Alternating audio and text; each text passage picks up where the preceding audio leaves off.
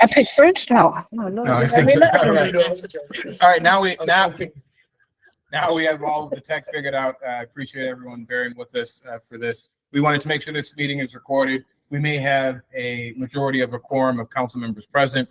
Folks may jump in and out of the call, and so due to requirements with Open Meetings Act, we want to make sure that this meeting is recorded for the public. So we're ready to get started. So we don't have a sign-in list, but we'll just start at the front of the room. We'll start with Mike Vasilko, and then we'll have folks line up. And they can't just speak from the seat? Just to make sure that they can be heard and it's recorded. Oh. Yeah. So you've already confused me, Devon. Easily confused.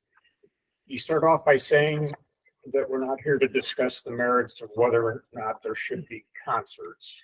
Are you saying that that's a predetermined decision already? No, what I'm saying is that this particular discussion is about the community benefits agreement.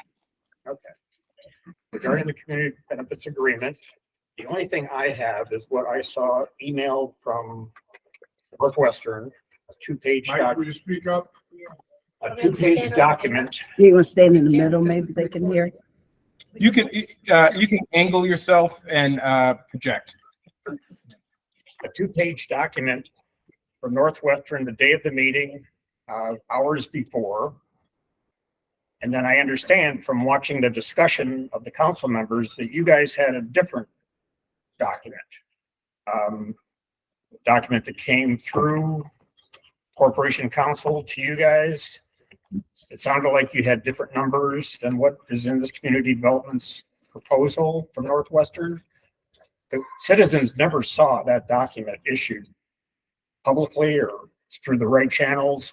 All we got is this two-page leaflet that dropped in from nowhere.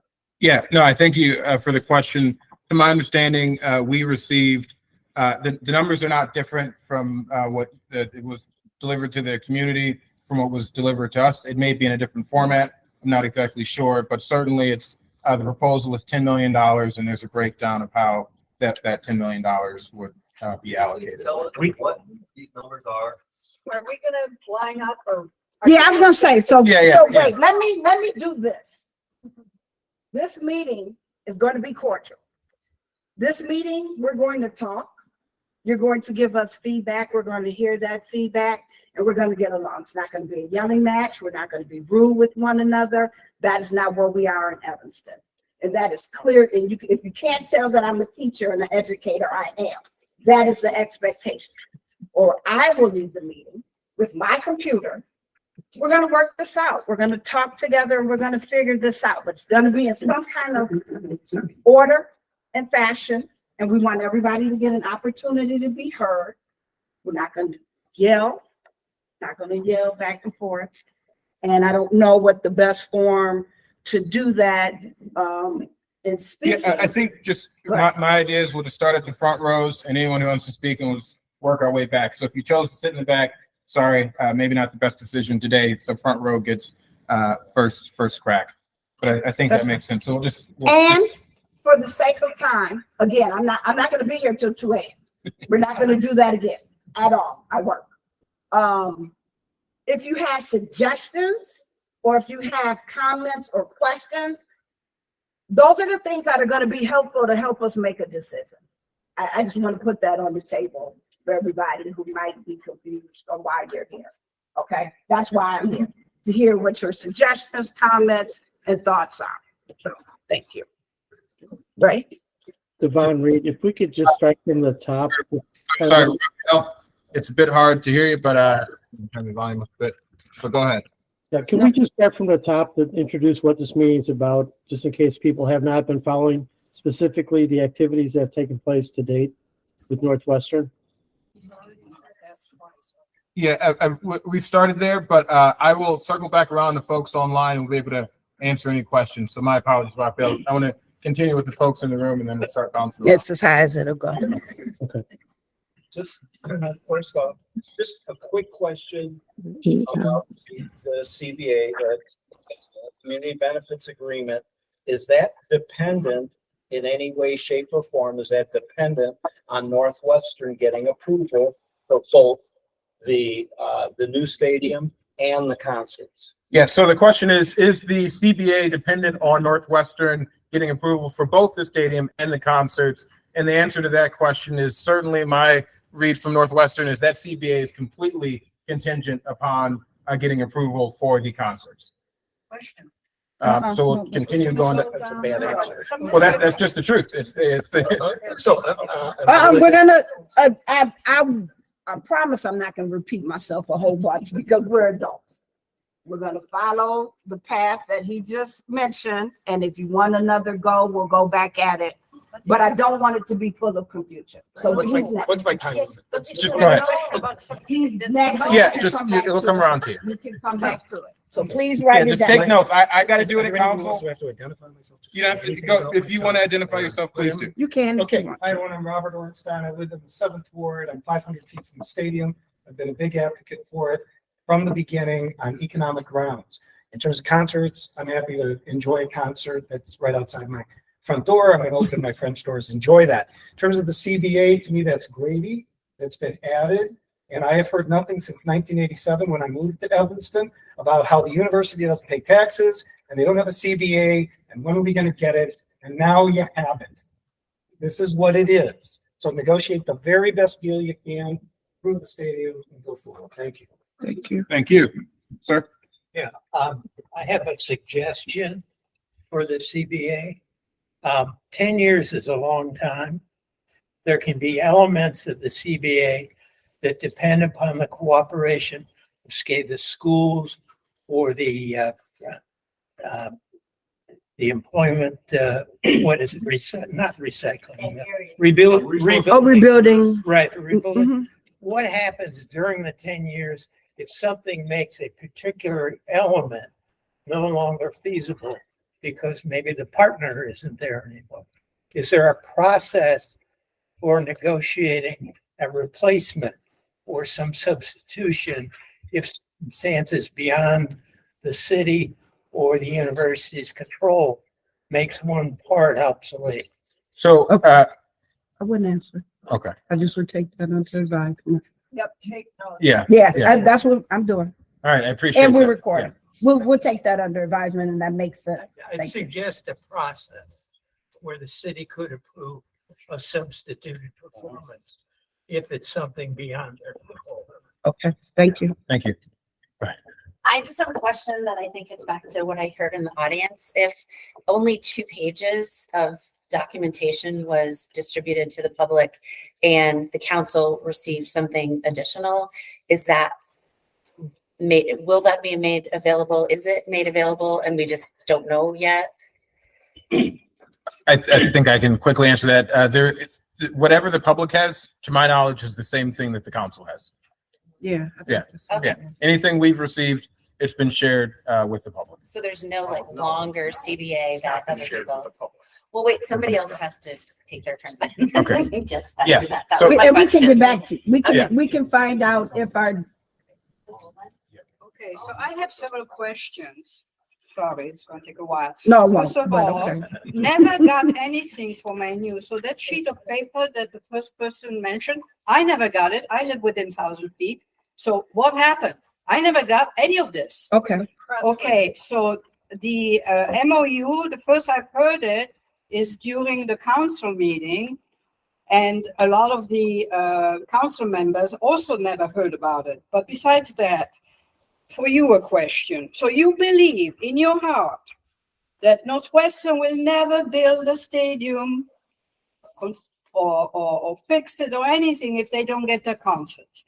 And no, because they will have to fix or rebuild the stadium. And by doing that, a lot of the benefits that accrue from the permits and everything else and the construction would be the same. And that's why I say it would be good to table the concerts, because you will have an opportunity to see if Northwestern sticks to the promises of providing these jobs or any other promises that have to do with the construction of that period. You know, forget about the other ones, the concerts. The other thing is that really got me concerned. And you were concerned about this too, Devon, during the council meeting, where these two issues here. One, the city shall not revoke, rescind, modify, or otherwise alter the approved ordinances without Northwestern's prior written and signed consent. In other words, this MOU, in my opinion, it's a move. You are cows going to the slaughterhouse. Okay?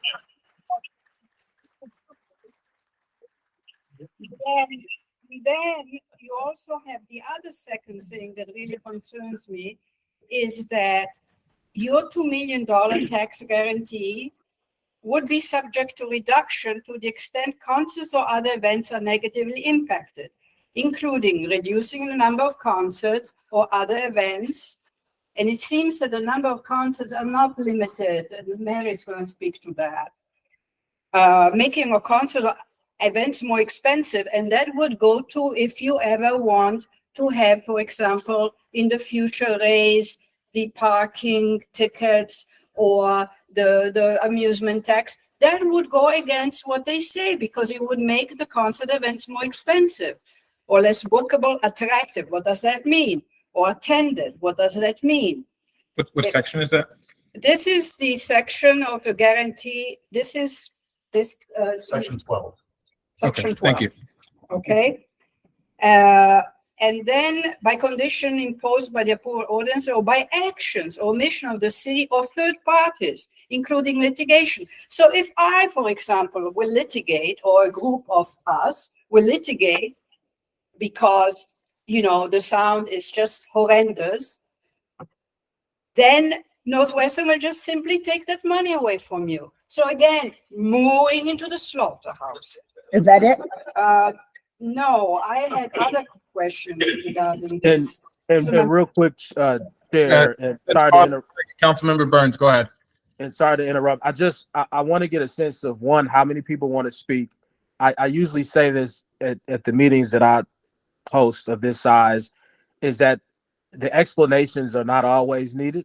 I think both of what I've just heard Ms. Russell, I believe is who that is, bring up are things that Councilmember Reed, as she even mentioned, was aware of.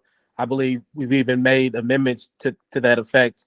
And so I just want to make sure we get, assuming that there's quite a few people that want to speak tonight, I just want to make sure we get through everybody with enough time. So I would just very surgically say exactly what your concerns are. And if we need, additional explanation, we can request it. And again, you can add some explanation, but if depending on how many people want to speak, if we go on in this pace, we're not going to get to everybody. Let's You got two more and then. Yeah, let's we'll go next. institute about a 3-minute time limit, and then we'll circle back around. Okay, I have a question about number 14, what it means, because I don't understand. The city shall not record this memorandum or any summary thereof. I don't understand that.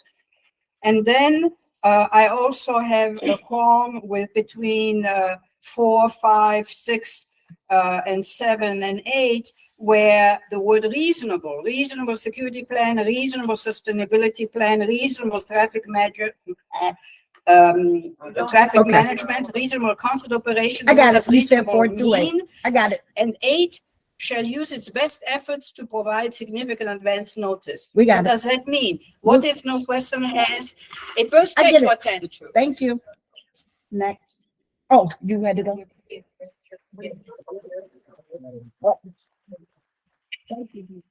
Mary, thank you. Mary Rosinski, I have a couple of things I'd like to say. This memorandum of understanding is written like Swiss cheese, and there's a lot in there that's very beneficial to Northwestern, but as a resident of Evanston, I don't feel that we're protected. It's very unilateral, and there's questions I have in here that have to deal with, Evie said one of them, like, who's doing, we don't have to, I shouldn't say we don't have to, under what can be changed. Northwestern can change it, but we can't.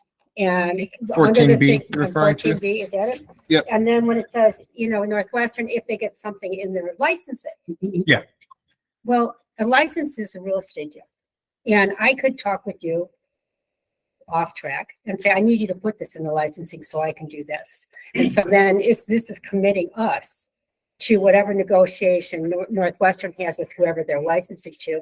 And I think that it's the city's responsibility to go through this and write it for us and give it to Northwestern. But I also, in the community benefits agreement, I don't see anything here that has Northwestern paying the fire for all their services in our city. And I think it's time to be paid in full. As if we're going to talk about community benefits, I think this should be tied only to the build of the stadium, not to the concerts. And I want everyone to understand, I keep hearing this is only about 6 concerts. This is not about 6 concerts. It's a minimum of 6 concerts that they start with. It is about 60 outdoor concerts of 7,500 people. It is about unlimited events of up to 10,000 people any day of the week that they want to do. So, and then there's banquet halls and there's weddings and there's philanthropy events. Nothing is specified. You guys, ask your attorney if this was you leasing it to someone, would you ever sign this? And I got to tell you, Northwestern wouldn't sign it if you gave it to them and said, you are the city. And we're Okay. Northwestern. You have any other questions? But I think we got to be compatible. I know, I'm saying, do you have other questions? I get the testimony and I know everybody is Well, passionate. I I'm want to very hear the concerned question. that how do we get out of this? Because the school But we're not district in anything. I know, but there's no Okay. protections for us to get out of this. And Okay. then this goes, am I correct that this goes on forever for Northwestern? And for us, they're only obligated for 10 years. That's what That they've is talked correct. about. That That's is what what's in the Yeah, so agreement that now as makes far about as the much commitments. sense as nothing. Okay. But those are my comments right now. I have more, but I'm going to. Yeah, we'll circle Okay. back around. All right, we'll go here Thank and then you. we'll go down the road. Is this okay back here? Yeah, as Yes, long as you they're project. Cool, okay. All right, I'm Andy Berman. Sorry. Uh-oh. I'd stand up front if I were you. So, all right. I'm Andy Berman. I want to talk about one particular issue, and just for particular all the aldermen online. I was an elected official for 19 years. I was in the judiciary, and the thing we hated most as judges was when our discretion was taken away. If they say made a mandatory drug sentence and you couldn't give the teenager a break because it was a mandatory sentence. What you guys should really hate is this provision in here, the one that makes it impossible to modify, revoke, rescind this, not just for 10 years, but forever. I mean, this is worse than the Chicago parking deal, which only lasted 75 years. In Chicago in another 60 years or so, they'll be able to change that. But you folks, you know, for the whole time you're in the council and then all the councils coming after you, you know, we can't predict the future. I mean, this may turn out to be so wonderful that the problems may be minimal. You may be taking wheelbarrows full of cash from this into the city coffers. On the other hand, what if things go wrong? And you're giving up your right, your duty as legislators. We elected you folks to be able to actually do stuff. And Northwestern's telling you, you and your successors can never do anything about this forever and ever. So that's what I'd like to speak to you about. And just be careful what you give away. This is your power. You know, we gave you this power. We don't want you to give it away. We want you to keep it. So if you have to come in and change it, you'll be able to.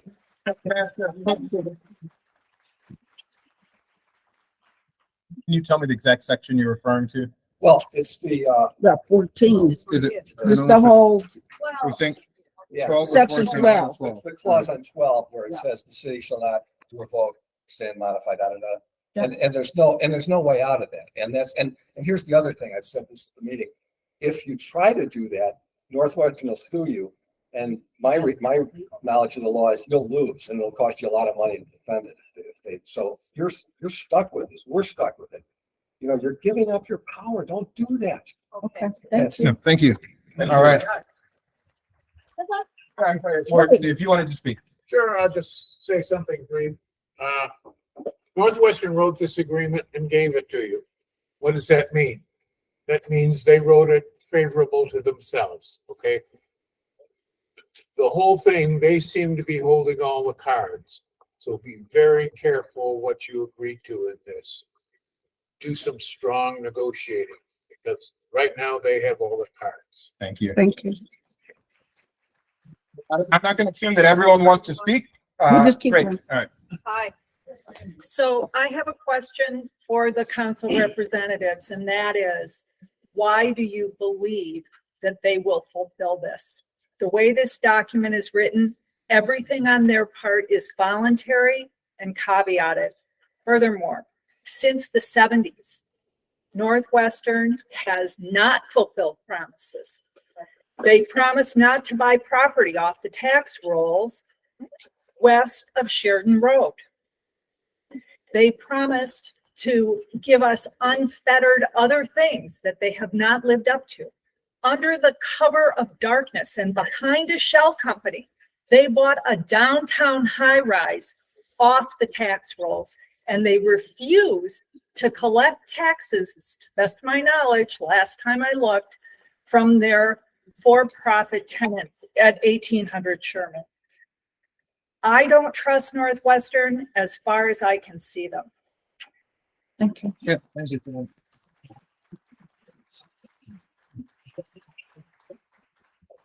And I do think for some items, I think it's important to provide some clarity. This will be a signed agreement that is enforced by law, enforceable by law. The judge maybe can, as the judge even pointed out, that it binds us, it binds Northwestern. So It doesn't bind. They're saying that there are no new dollars in there. There are Okay, okay, okay. I'm sorry for opening that up. Okay, then I, dollars. No okay, new- thank no new you. money, people. Thank you. Thank you. Hello, my name is Alex Harrison. I write for the Evanston Roundtable. So first to answer He needs to run for council. to answer her question from earlier, Are you reporting? yes, Then why are you speaking?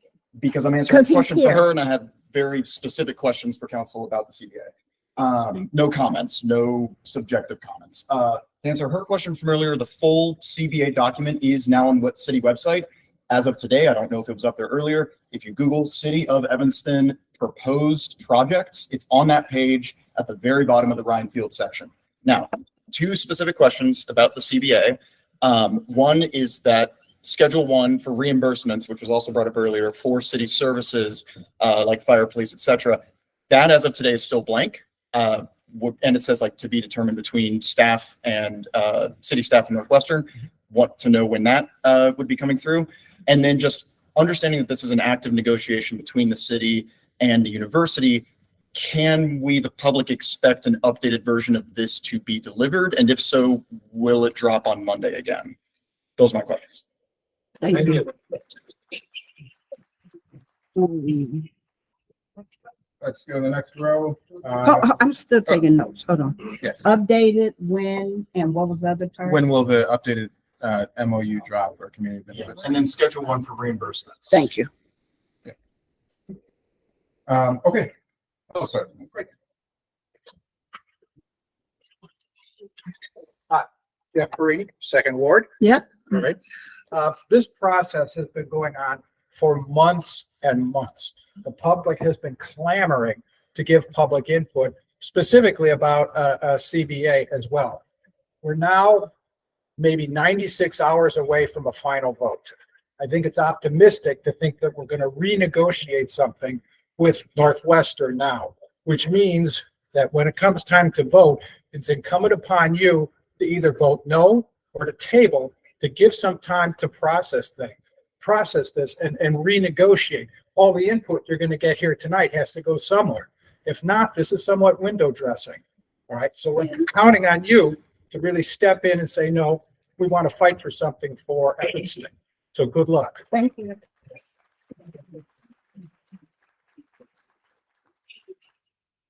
If you're in the same row and you're planning on speaking, just get prepared to go ahead. Stand up.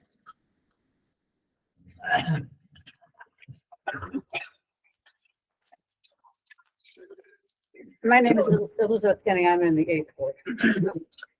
There's several things in the agreement that concern me. One is that under item 2, city services, it says the city shall provide personnel in such quantities at such locations and during such hours as Northwestern may designate upon oral or written notice. I mean, the city is going to have to spend a lot of money on this potentially. So I think you ought to really look at what personnel Northwestern can just command the city to provide. I'm also very concerned with the one that other people have mentioned, which is section 12, because the term, the city, for Northwestern, they do something for 10 years, and then the city is locked in for perpetuity. On the term says it's perpetual, so for long as Northwestern is hosting football games and concerts at Ryan Field.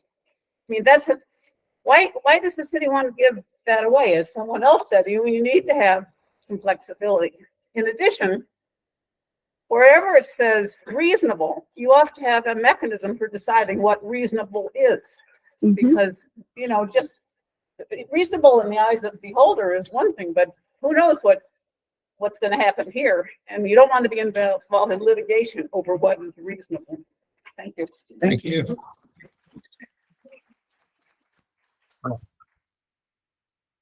Are you seeking it? Okay, then we'll jump back to the next row. Go ahead. I don't know if the aldermen have seen a very provocative and reasonable looking editorial in the roundtable. It's a guest essay from November 7th by Christopher Futuro. I'm Dan Kaplan from the 4th Ward. Makes a very reasonable suggestion, I think. Instead of paying, we hope, $10 million a year for 10 years, some of which they're already paying, so it's not new money. Insist that Northwestern set up a small endowment. If they set up an endowment of $200 million, that will yield roughly $8 million a year that they can then give the city in perpetuity. That would be a much better deal and a more reasonable deal.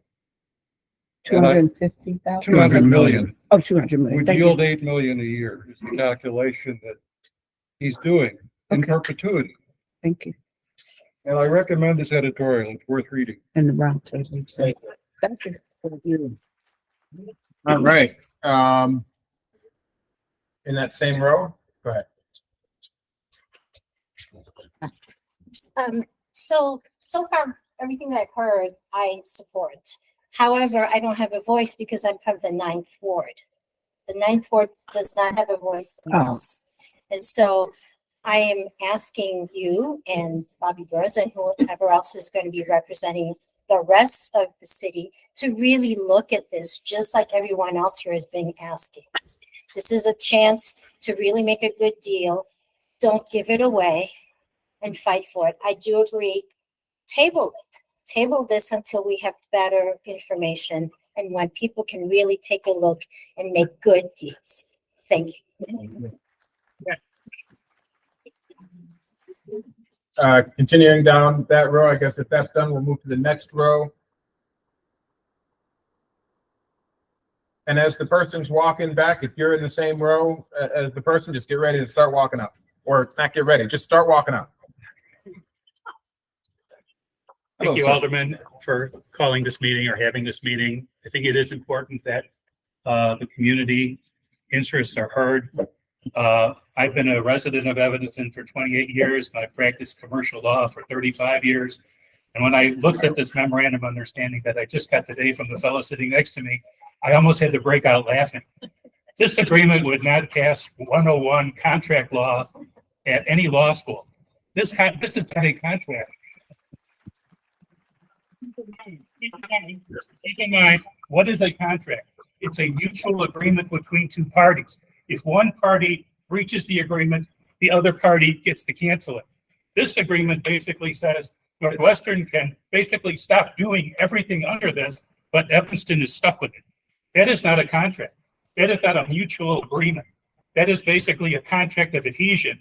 And the comment that was made earlier about, well, 10 years, that's a long time. Well, 10 years is not a long time in terms of an organization the size of Evanston. I remember hearing one alderman at the council meeting say, this agreement, if we had an agreement, should go on as long as they're using the stadium. That would make sense. That's a good business decision. But there's so much in here that it's just incomprehensible. It's always talking about prior to the first event day. You don't have a contract that says prior to this date in the future, they're gonna do this stuff. A good council would recommend that it's enforceable even before it's signed, that it's the best contract that could be negotiated. And I think one person that mentioned to say, this looks like it was their first draft. Well, you know what most lawyers do when they get a first draft and they represent the other side is they basically rewrite it to favor what their client needs. The client is Evanston. And what is Evanston? Evanston is the people. And if this is not doing anything for the people, it should be negotiated and changed. Also, in talking about the benefit agreement, I mean, they're basically saying, if you believe the analysis, they're going to give 2.5 million more than they're already kind of giving, but they're not committed to giving. Right. Imagine if you were able to buy your house with a mortgage that says, I'm paying 500,000 for it, but if I don't feel like paying it, I don't have to pay it, but you can't kick me out. It's just somewhat totally bogus. And I know that analogy of saying, and I don't think anybody on the city council wants to have the same reputation as Daley's city council that gave away the Skyway and gave away the parking meter. You just don't want to have that on your ultimate eternal resume. I think a deal could be done, but I think the important thing is that you put Northwestern's feet to the fire. This agreement should be binding, enforceable, like any agreement. If they do perform under this agreement, then it gets canceled. You shouldn't be tying the community's hands.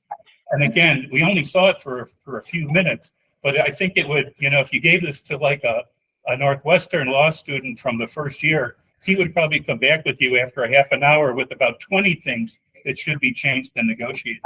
And I agree with the other speakers that say when they have things that are just blank pages, or they have things that say Northwestern shall deliver a reasonable security plan, a reasonable sustainability plan. Reasonable is like lawyer talk for, we don't have to really do it. Reasonable, well, we at Northwestern think this is reasonable. Well, we at Evanston no longer think it's reasonable. Well, I'm sorry, Evanston, you've already negotiated away any of your rights to hold us into default. So I just think if you just dealt with it as a pure contract, it's a lousy contract. And they shouldn't be proposing it at the last minute. They've had months to propose it. And it's an imposition on our city government too, that if you're not dealing in good faith, it's hard to deal with people like that. And they're putting you guys in an enormous spot because you are elected to represent us all and you want the best deal for the community. But when they give you stuff that is just, pardon the expression, it's the legal phrase, it's bullshit. We probably should go on to the next person. About trying to raise revenue, but it's kind of like you don't like to see parties negotiating before when there's actually a gun to their head. I think that I think a reasonable deal, or a deal that basically says Northwestern, look, if you don't provide, if you don't comply with the agreement, your right to use that stadium for anything other than football is cut off. Okay. Because that's not the world. And you guys could be doing a great service to the community and to the future to basically hold Northwestern to the same contractual terms that they probably will hold other people to. So thank you very much. Thank you. Yeah, I was trying to make sure we could get to the next person, but I'll jump in as the next person. We got it. I'll jump in as the next person is setting up. One, real quick. Do you have something to say before they start? I do. Yeah, that's what I was just saying. Okay, Can you not hear me? Yeah. Can I not be heard? Okay. I just want to make sure, just as a quick response to the last comment, we do not have a gun to our head. We want this. The reason why this meeting is being set up, obviously, this wasn't a mandatory, meeting required by any process, is because, again, we wanted to hear from the community. So, hold on. So I just want to make sure people understood this. Can I not? Am I not? People can't hear me. What's going on? Yes, you went off for a second, but that was on us. Okay, so you can hear me now. Yes. Okay. I just want to quickly say to the last person that spoke that one, the gun is not to our head. I think even a lot of our financial issues that the city has have been overstated in the media, and you will hear me during the next few budget meetings talk about why.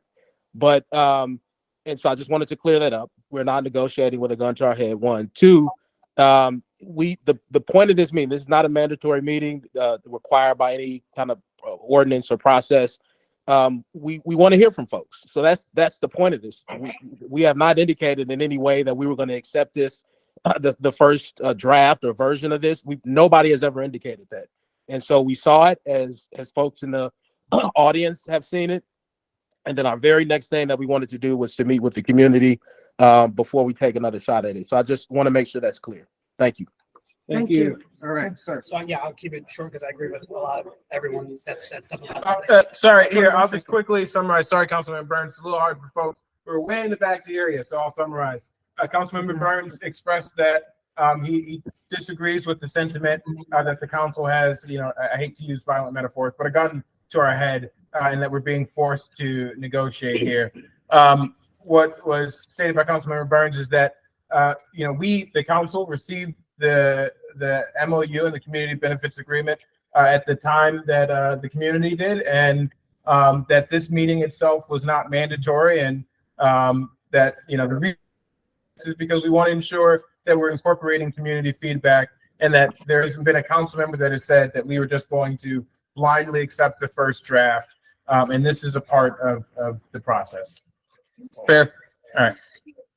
So I emailed all you guys a very long, probably slightly obnoxious email. I mean, it was kind, but it had a lot of We get a line bunch of them. items. We get a bunch of about them as far right as now. what I think is insufficient from a financial standpoint. So I don't want to go through that because it's in your guys' email box and on paper's easier.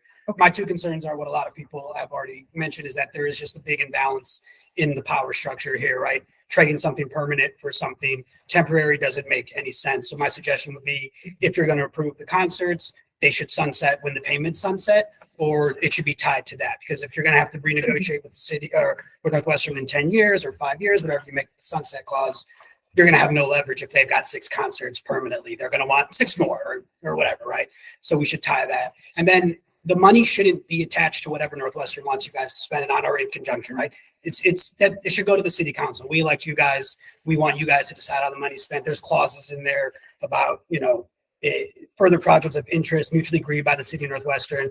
We should get rid of that. And you guys should be able to decide how the money's spent, obviously, approximately for us. Those would be my suggestions in addition to just get more money out of them because it's not enough. Yeah, and we'll go to the next person, but I encourage folks to actually watch. I know it was quite a long meeting and a doozy, but a lot of the things that folks are asking for are things that council members mentioned from the dais. That many of those points have been mentioned, but we appreciate hearing it because it strengthens our resolve to continue to work. I'm Jim Signorelli from the 7th Ward, and I want to thank both of you and the council people that are a part of this. Is the mayor up there? It's like, no. Well, I'm sorry the mayor couldn't make this meeting. It doesn't have to be. So let me be clear. The three of us decided to do this because we heard what people were saying out of respect. No one had to do this. Right. We did this out of respect. So anybody that is not here is not an indication that they didn't want to be here. You saw me come in late. I had another city meeting. So there's no, don't take somebody's absence as they weren't interested. This is what worked for our schedule. So I just want to No, and I appreciate that, but I think that, given the topic here and given that we're 96 hours away from. Yeah. It would be important for the mayor at least. And he could be, he could be under a pseudonym. Let's not assume anybody's in it. Let's not assume. So here are my questions. Number one, why is this all about an MOU and not an ironclad contract?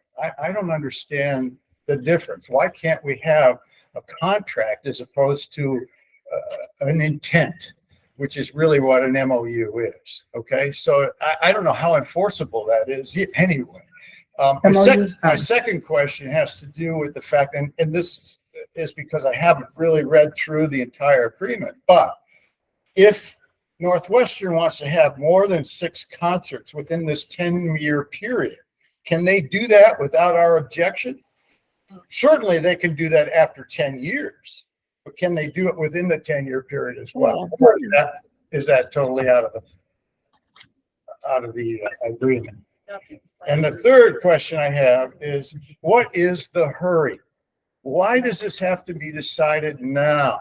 Is it going to take this? Northwestern need 2.5 years lead time in order to decide what, in order to coordinate these concerts?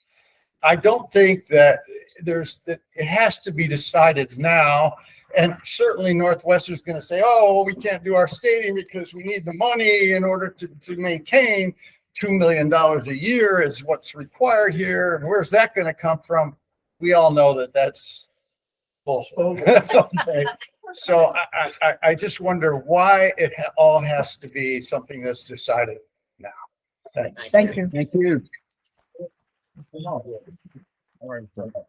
I do want to say thank you to you three for coming and putting this event together.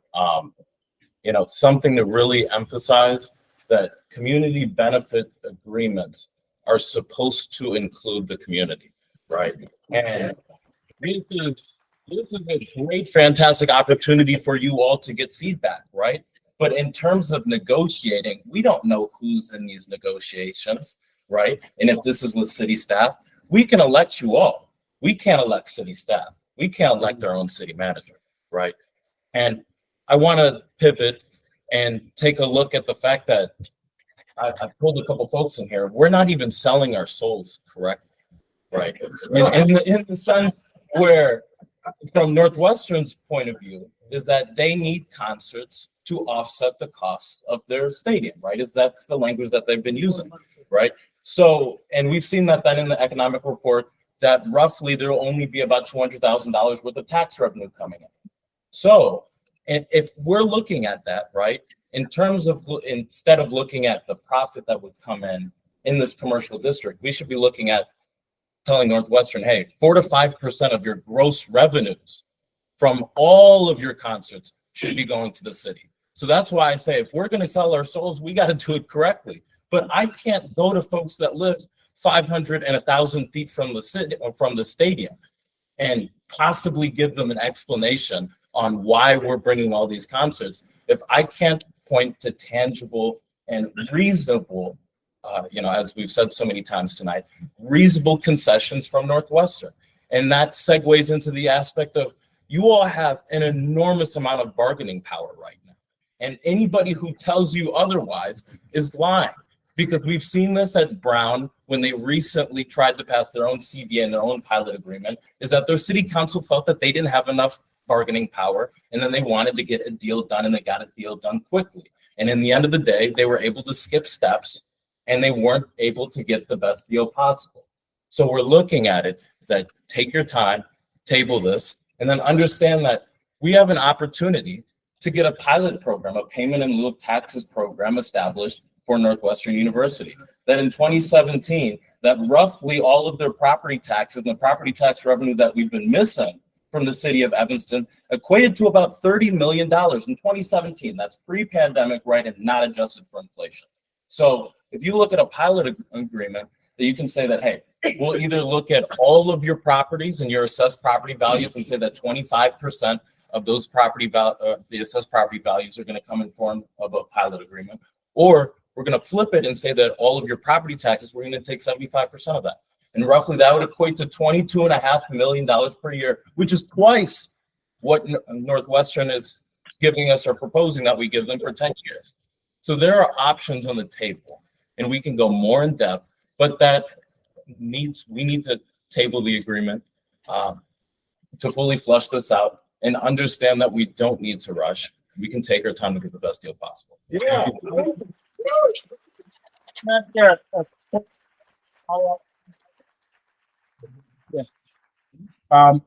So I've heard some slightly different numbers, but I just want to go with yours. So you're saying that, and folks who are eighth warders, you probably heard me say this 1,000 times, talk about that Massachusetts model. But your numbers are that if Northwestern paid property taxes in 2017, they would have paid what again? It's about 30 million. About 30 million. That's a little different than my numbers. My numbers are a little higher. And what is 20% of 30 million? Not 20%, 75%. What is 20%? The city of Evanston only gets 20% of the property tax bill. Yeah, 6 million. But in the sense where, again, they're not paying that at all to any governing body. Right. And that's some of the bargaining power that we can use, is that as a city, right, you can be paying the Evanston Public Library Fund, right, that we can be paying into District 65, into 202, that's only getting $250,000 a year in this proposed, proposed MOU. Okay. Thank you. Who's running down? Jeff Smith, 6th Ward and President of the Central Street Neighbors Association. Although we haven't had time to discuss this CBA because it's been out so briefly, so I'll take credit or blame for all the remarks. And Councilmember Harris, thank you for coming to our meeting on zoning. I'm sorry we weren't able to finish the discussion. My first question for the 3 council members is somewhat rhetorical. I don't want you to answer it tonight, but think about it over the next few days. And that's because the city is acting in basically the role of a judge. This isn't just a legislative decision. You've got a petition, a formal petition for amendment to our zoning code pending. And the city is basically the cop who polices our zoning code. It's the judge who decides on the fairness of it. If any of you or somebody you know or care deeply about was in front of a judge and you knew that the judge had a contract about the verdict with the other attorney, whether it was a civil attorney or the state's attorney, did you think that you were going to get a fair trial if the judge had a contract with the other side? And that goes to the element of due process. I don't want to get into the weeds about this contract because it reminds me too much of the joke with the punchline. Now we're just haggling about price. So, you know, so the fundamental meta problem I see here is that 8 centuries ago, a bunch of barons and nobles sat down with King John in England, and they came up with the Magna Carta, which said, and it's one of the reasons why they rebelled and made him sign this. And the document says, to no one will we sell right or justice. And those provisions are still enshrined in our law 800 years later. What we've got here is Northwestern seeking to enrich itself, and the negatives are primarily at the expense of the surrounding neighborhood. And the city's supposed to police this, and that's why we have zoning and plan development, variation, and special use permits. But instead of playing cop and intervening to stop what the residents see as a mugging or being a fair judge, the city and some others in the community are instead deciding the case by negotiating for a cut of the action. So how can anyone get a fair hearing where the decision maker has a contract? The people who are most negatively impacted, moreover, are the people with whom no negotiation is occurring and to whom the lease is being offered. So you basically have A taking from B, but the benefits go to C or to A. What's wrong with that? I think everything's wrong with that. And what about that is a legitimate purpose of zoning? Nothing. It'd be a case is supposed to be decided by the evidence in the room, not a deal that's being made out in the hallway. So Northwestern wants to bring the circus to town. If we get it, circuses make money. The problem is that first Northwestern claimed that their circus wouldn't have any elephants. And when that was shot down, well, they said, okay, there will be elephants, but our circus elephants don't poop. And when that was kind of shredded before the Land Use Commission, then they came up with a big bucket of money and say, well, we'll pay you to ignore what the elephants are doing. And it couldn't really be more of a blatant purchase of change in the law unless President Schill was actually standing at the back of council chambers waving a big bag of cash with people's names on it. So the problem I see is that other than the principle that zoning shouldn't be for sale at any price, and the point that others have made about 14B and these other clauses where you're essentially delegating legislative power to a private party forever. The problem I see is that if you're going to purchase the privilege of pachyderms pooping in people's front yards, you start with compensating the people who own those yards. I think it's a fundamental principle.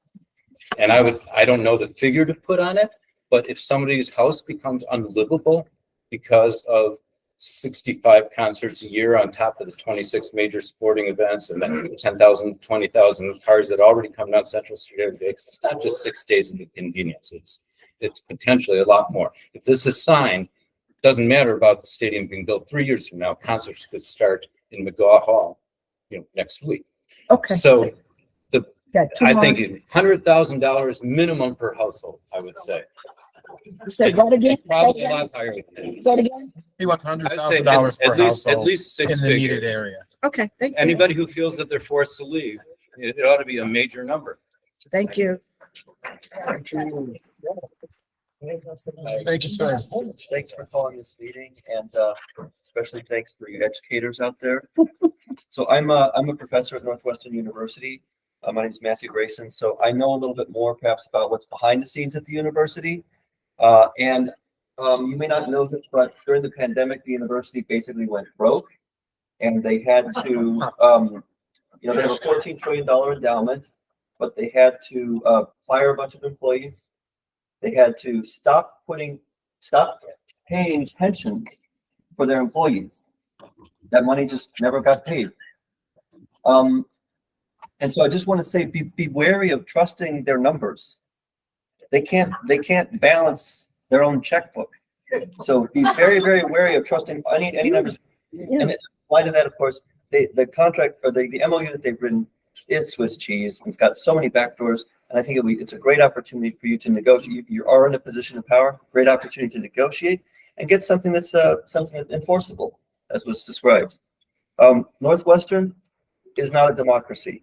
The president is appointed, and whatever he decides to do on his campus, that's what gets done. Evanston is a democracy.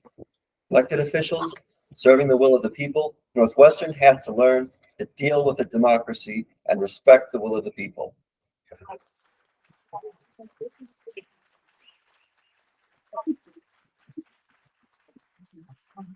All right. Continuing on. And I was just told, just so everybody knows, let me read it because I'll mess it up. The latest or most recent version of the MOU was included in the city packet that was published on the city website about an hour and a half ago. So just so you now know right now, I found out and I'm sharing that information. All right, thank you. Thank you, Aaron Cohen. Thank you very much for convening this meeting. I would have been willing to come to this meeting back in May or even June, July, etc. One big issue I have is the complete lack of transparency. And even though I've tracked this issue for a long time, I have no clue who has negotiated what we have on paper already, who has negotiated, I guess, the latest iteration. And I would hope that you guys, as our elected representatives, if you haven't had a chance to be involved in that negotiation, now's the time. But I don't expect you to do it over the weekend. I would hope that you take a considerable amount of time and that everybody who has a stake in this town has an opportunity to do so. And as a homeowner and a taxpayer, and I've noticed that bill going up quite a bit over the years, I would hope that the protections that I have as a resident of this town are not for sale. And now I'm going to close. I'm going to get biblical because what is being proposed, I think, is that we humble people should be happy with the gleanings of Ryan's field. Just as in the Bible, it's, the poor people take the gleanings of the field. And I think about how $800 million, which will be $1 billion by the time they're done, might have otherwise been invested in a town where there is systemic poverty, where there is history of people being poorly housed, and all kinds of other things. But that's another discussion. Anyway, I would urge you, please take the time to do it right. Thank you.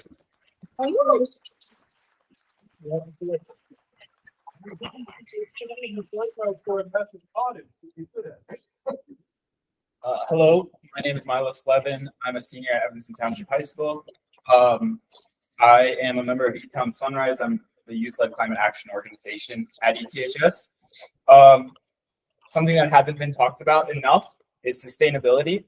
I'm calling for $1.5 million to go to the City of Evanston Sustainability Fund in this agreement. This money goes straight to the Green Homes Pilot, Sustain Evanston Program, bike rebates, and other crucial grant programs that need this money. People in Evanston talk a lot about wanting to prioritize sustainability, about being an example for the rest of the country on the issue of sustainability.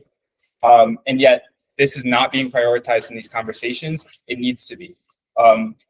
Ultimately, you can't put the profits of Northwestern ahead of crucial measures in the interest of the city's youth. Like myself, Northwestern needs to pay its fair share, and we won't settle for anything less. Thank you.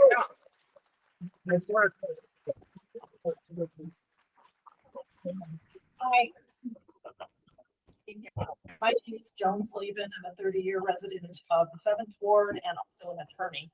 I came tonight because I'm really concerned about the draft agreement. My first question really is where is that in the negotiation process and who has been negotiating it on behalf of the city? Is this a first draft? The version that I have says Northwestern draft. I'm really wanting, some reassurance that the city has not yet had its chance to negotiate this and that there's no city input yet in this draft is extremely one-sided. I'm wondering who's doing the negotiation on behalf of the city and how many rounds of, arm's length negotiation have there been on this draft?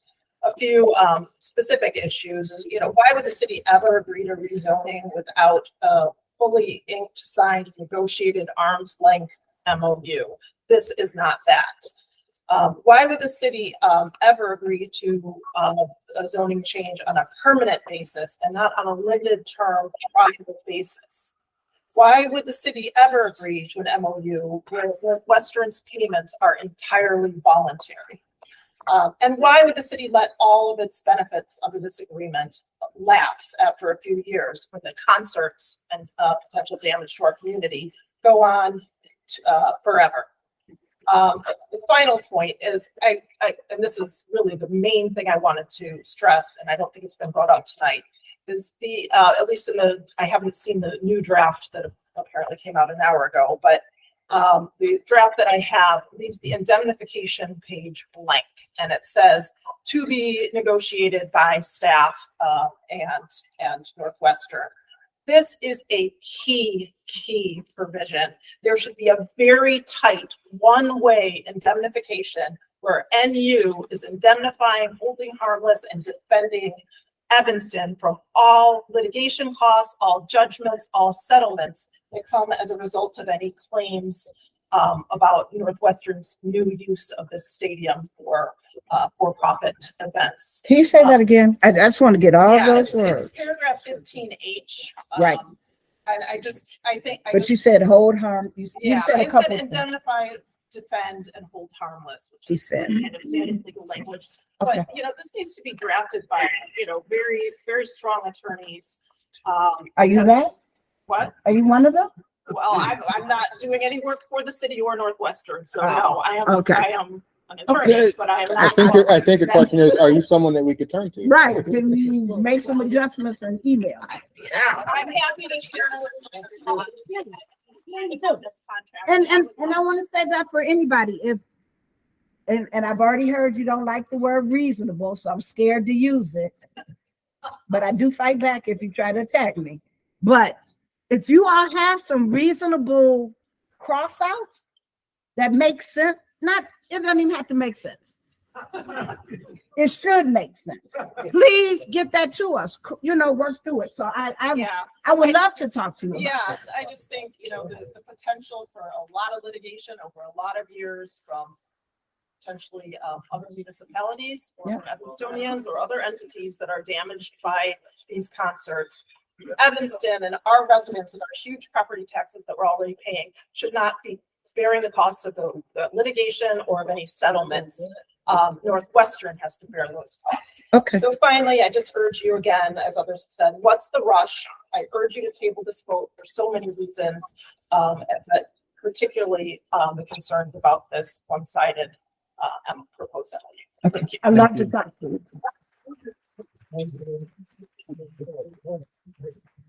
Hello. Hi, I'm Sonia Cohen. I'm from the 7th Ward. And I just wanted to say two things. First, this is precedent setting. And if this is allowed, if the rezoning is allowed to go forward, commercial rezoning in a residential area, it could happen in other areas of Evanston. And it's just something that you should think about. And in thinking about that, I would say you should write a robust off-ramp. So if you discover this isn't good for Evanston, there's lots of problems because it's new, right, to have massive concerts, and even the 7,500 in our neighborhood is big. Then there should be an off-ramp, or it should just, let's try it before we buy it. Make it a zoning for 2 years of concerts and 65 concerts and see if it's good for the city or bad for the city. The cards are in your hands. Northwestern first wants that stadium, and this could all be negotiated based on that stadium if you want to also add the zoning. So thank you. Thank you. Maureen Edwards, Fourth Ward. I think the prior speaker had asked who negotiated this. I don't know. It seems to us on the outside that it was back table or back door, that you were talking to some of them. Northwestern can count to 5. We know that they can do that. They needed 4 alder people and the mayor in order to approve the agreement. So my suspicion is that they were talking to some of you, and $100 million was like the number. Actually, I heard, I think Councilmember Newsma had mentioned $100 million. So they come up with, all right, how can we come up with $100 million? And then the $2 million per year for tuition for Free students. That doesn't even, I mean, it's like, and they're not even gonna necessarily do that. Or are they even gonna get that many students? Yeah, and it goes to them. It doesn't come to us at all. And that I think that I really think that you made a big mistake by taking a vote before there was any negotiation.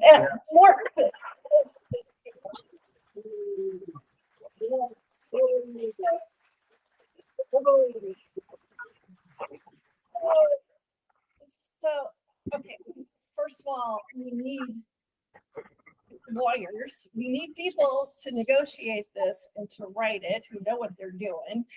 And you know, we can't just say, oh, give us this, give us that. We need lawyers to figure this out.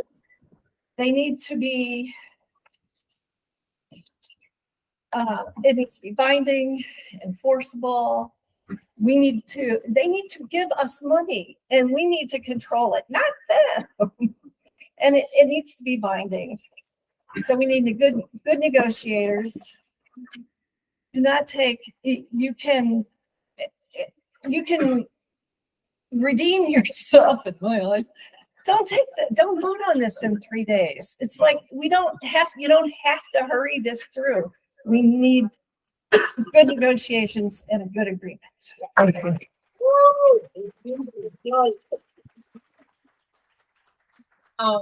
just wanted to tell a brief story. I'm originally from Detroit, Michigan, and I was living in Detroit in 2008 when the auto bailout happened. And at the time, Ford and a bunch of other auto companies were considering moving out of the city. and moving their factories overseas or into other parts of the country where they thought things could be cheaper. And the city had to make the decision as to whether or not they would spend money to give concessions in order to keep them there, because otherwise people are going to lose good unionized jobs. I tell you that to give you an example of a city that doesn't have leverage. You guys are in the opposite situation, which is why I'm constantly baffled as to why you are acting as if you are not in a position of power. I know the people in the city of Detroit would have been ecstatic if they had a company that literally cannot go anywhere else. Northwestern is not moving to another city. They have, and if this is who we have to negotiate with, how is it that we think that we don't have power? They are coming up against a deadline. They're sitting here saying that they've already signed a contract that they'll be in breach of if they don't get this stadium rebuilt in order for them to have their Big Ten deal. They have already hired all their contractors. They have to start construction in December. So for us to pretend as if like we don't have the power, if we just waited even 2 weeks, it would probably screw them over at least $a few million. So I don't understand why they felt comfortable giving us a agreement instead of us using the blank check that Pat Ryan has given them and us telling them what we want. I don't actually think this should be a negotiation. I think negotiations happen when someone has something that the other person wants, or more so, or there's some type of back and forth. We should be the ones giving a ridiculously one-sided agreement to Northwestern because they don't have any politics. Thank you for your time. Thank you.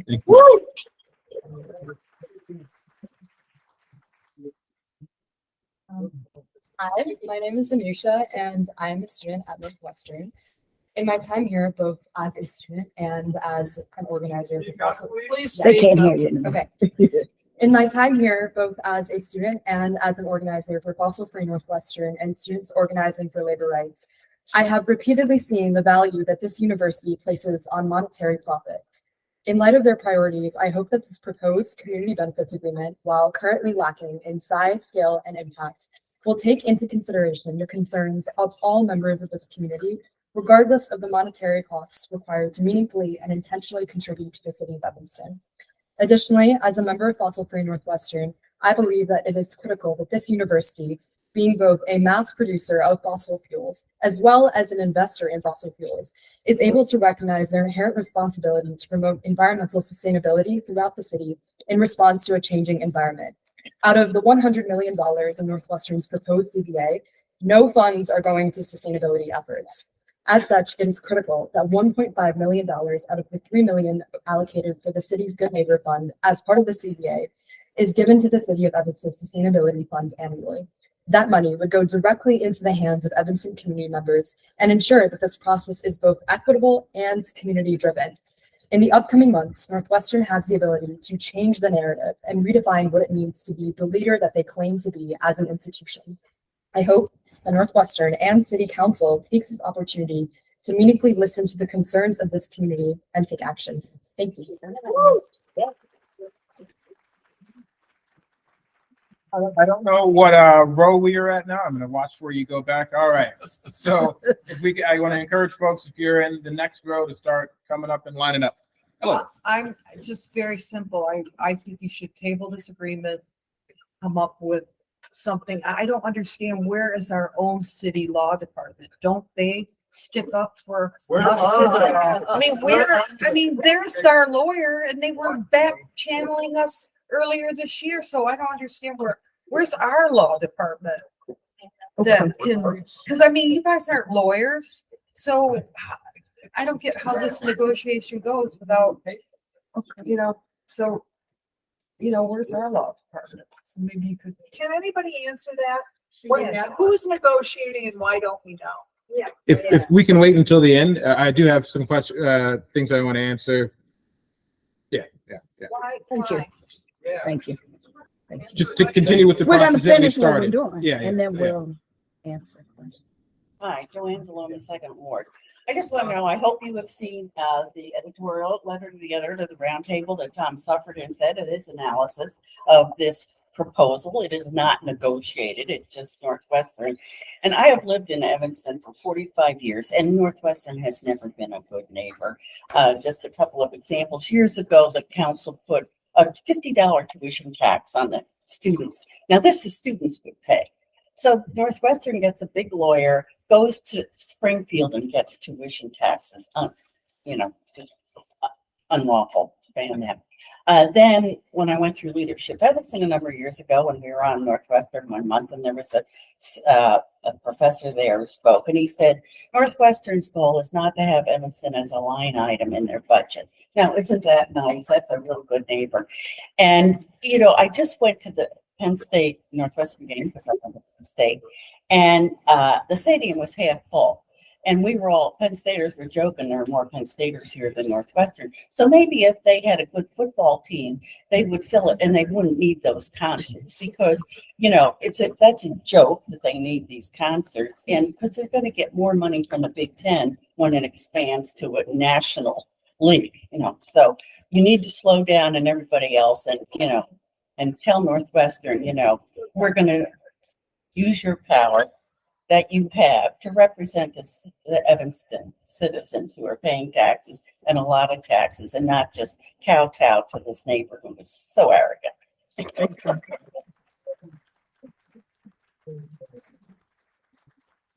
Hi, Chuck Watson, Second Ward. So I have a question, I have a statement. The question is, does the community benefits agreement include anything about having Northwestern do an environmental impact statement? On the stadium, there's going to be a massive amount of disruption. Say that again, Environmental impacts. Federal law. They have to do it. Well, I think, but it's something that we need to make sure is in writing that they say that. Okay, thank you. All right, Okay, that's fine. That's my question. I just wrote it down. Yeah, because the issue is also Northwestern has not completely met its climate action goals. And so the idea that, they're going to do it 100% is, we just need to be on top of that. That's all I'm saying. And then my second statement is more just repeating what other people said. We really, we are with you. If you want to table this and take your time, we are with you. Okay? Because this is the only time we have power. Okay, so thanks. Thank you.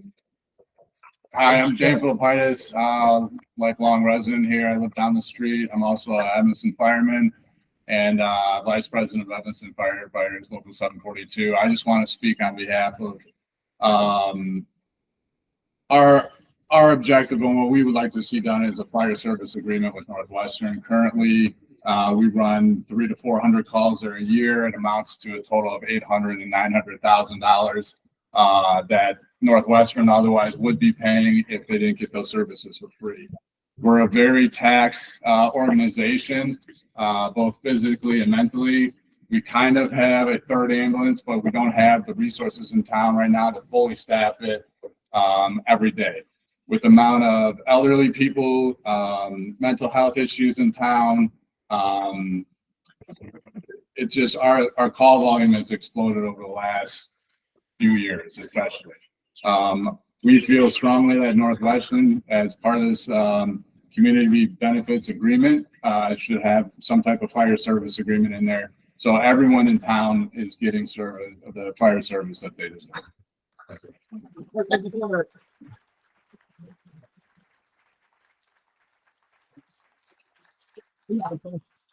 I just want to very quickly, I don't know if you're going to stick around, but quickly respond to that one point.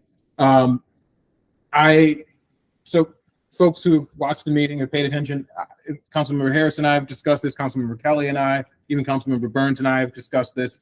And Councilmember Newsom as well. I am of the belief that we can implement a fire service agreement by ordinance, and it doesn't have to be in the community benefits agreement. I don't think anything that the council just has the power to do necessarily needs to be in the community benefits agreement.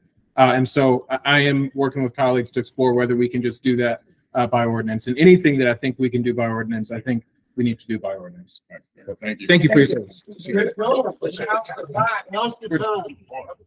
Conley, Second Ward. Thanks again for holding this meeting. I only wish it was months ago when we were clamoring for a community meetings to bring the community in to discuss all of these things that all these wonderful people have been bringing up. One thing I would like to add to the conversation and make sure that this is acknowledged is that with the various community groups I and others have been working with, one of the things that has not been addressed or discussed is that, on Northwestern's own campus, faculty, students, grad workers, cafeteria workers, there's a lot of stress on that campus. And there should be an acknowledgement and something brought forward to Northwestern about, what, this is the community too. And what are you going to do to make it better for folks that are even on your campus? The other thing I would like to ask all of you who are representing us is, we're talking about tabling, which I also am really adamant. I think this idea that you're going to get all our information right now and Monday have this all figured out is, I don't know, maybe reckless. I think you need to be really deliberate and put together a really good plan. And I think more community meetings are necessary to do that. It's rolling up our sleeves and getting to work on it so that we bring forward the best thing for this community. I would ask all of you, what is the deal in terms of tabling? Can you tell us? Because I don't think you all are going to be the ones to make a motion to table. Am I correct? Or can you answer that? I don't want to jump too far ahead. I don't know where we're engaging in this process. I don't know what is going to happen on Monday or what I don't want to commit to doing anything All right, yet. so or you're not doing there anything. yet. Okay. No, I'm not saying I'm not We're there. not anywhere. We're taking in your listening and we're feedback, gonna listening, take the and feedback. we're gonna talk. Nobody said Monday we were gonna have a decision based. I've got 5 pages of notes. But So y'all And, use it. and I don't know if And I what- can be heard. I'm certainly willing to speak personally, and I've said this to publicly and to Northwestern. I'll say it to anybody. In any good conversation, you have to be willing to walk away if you do not see what you need to see. And I certainly feel comfortable saying that. So just because something was moved forward to action does not mean it can't be tabled. Cannot mean it won't be voted down. There's still time. This keeps coming up. So I just want to make it clear that this is not done yet. We have the ability to table this, and I can speak personally. There are still some things that I need to see, and I've made it very clear to if you're at the table, you're negotiating, having these type of conversations, you have to be willing to walk away. Both sides honestly have to be willing to walk away, and I am willing to walk away. But I'm also willing to support this if I see some of the changes that I'd like to see, and a lot of that is I want to hear from this room. So I appreciate everybody that's been participating. Thank you. Yes. Did everyone in the back hear that? No. Okay. I'm going to very quickly summarize for you, Councilmember Burns. What Councilmember Burns said is that in any good negotiation, both sides have to be willing to walk away, and that just because the council voted to introduce this, does not mean it's a done deal. It is literally a procedural mechanism to get it on the agenda for action, for discussion for action in this case, and so that is what has happened thus far. There is still time to table this. I think as Councilmember Burns said, there are things that all of us still want to see in this agreement. And I think many of us are willing to walk away if those things aren't in the agreement.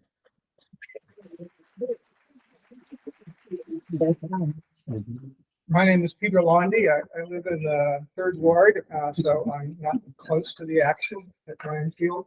Say your name again. I'm sorry. Peter Londy. Thank you. That's laundry without the R. Okay, thank you. So I'm on the board of Climate Action Evanston. And I've lived here since 1996. I've been so happy to be near Northwestern because it's such an amazing institution doing all sorts of amazing stuff. And I'm very proud to be an Evanstonian. And I feel like suddenly, in the last few weeks, we're at like 11:59 on the doomsday clock in a conflict between two entities that share the same values and are terrific. And I feel like it's such a great opportunity for both of them to walk their talk on sustainability and climate, especially in the last couple of years as we've seen how close and how difficult and how fast we have to move to that. And it seems to me like such a great opportunity for the two entities to work together to help each of them fulfill their goals. And so I just wish somehow we could move the clock back a little bit and work on the bigger issue of the relationship and the bigger issue of taking advantage of this huge opportunity we have. And I see one tiny part of that being the 1.5 million for environment in Evanston, but it's such a bigger opportunity than that. Thank you. Thank you. So my name is Susan McGarry. I live in the 7th Ward. I just want to reiterate, I think all the people here tonight, many of the speakers have encouraged you to slow this down, take this opportunity to negotiate the deal to a better deal. Completely support that. But I also think at the same time, you should be considering some of the underlying, the lawsuits involving the zoning change, the disregard of the zoning commission. I think there's a question about whether it has to be a supermajority or not. Slow down, let the courts work on some of this. Evanston's going to incur legal expenses. Certainly, Northwestern should hold harmless for that if you go ahead and do that. But slow down, find out what an objective court hearing would render as an opinion on some of these actions that have already been taken. And certainly, if you're negotiating, Northwestern is represented by very respectable, high-powered, big law firms. We don't even know who we're represented by. So slow down, find all that out. Let us find it all out.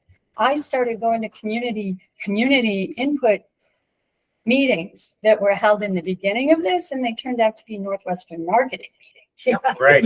So this is like the absolute first opportunity. And thank you so much for giving us this opportunity, because it is our first time that we've been talking to anybody. There's water problems, there's transportation problems. You can say they can throw around numbers and the CTA and the Metro and this, but none of that is done. There's not been a really serious traffic engineering study that I'm aware of. There's not been a real serious environmental impact statement, if there's been anything in that regard. These are necessary items. This is a big project. If you walk around the stadium area, it is a big chunk of land, and it is in the middle of a neighborhood.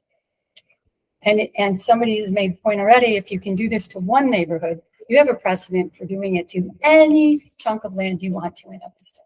So it's not just, the 7th Ward who now has to take it for the rest of the city. It's the whole city.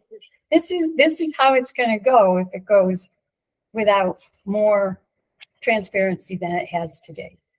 So good lawyers, slow down, get the answers, get the better deal if you decide to do it, but don't decide to do it if it's really not fundamentally environmentally responsible,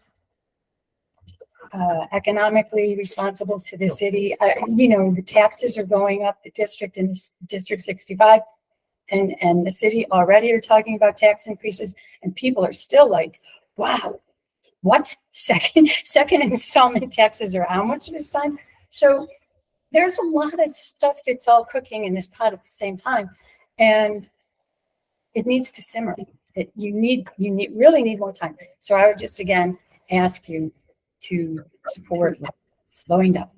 Thank you.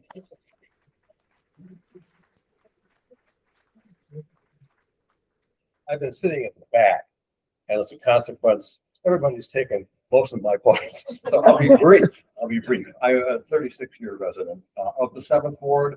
I will say, on the other hand, I'm really not close enough to be horribly affected by this. So, you know, if I have to put up with it, I'll put up with it. But I think to begin with, I am against what they're trying to do because it is half-baked. But let's step forward to the fact that we may be considering what Northwestern is offering and what kind of negotiations need to go on.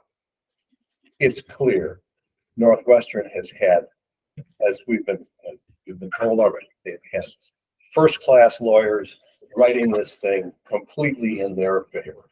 And Evanston needs to have similar expertise, which I think may exist in this room, to bite back. And until they do that, it's just simply nonsense.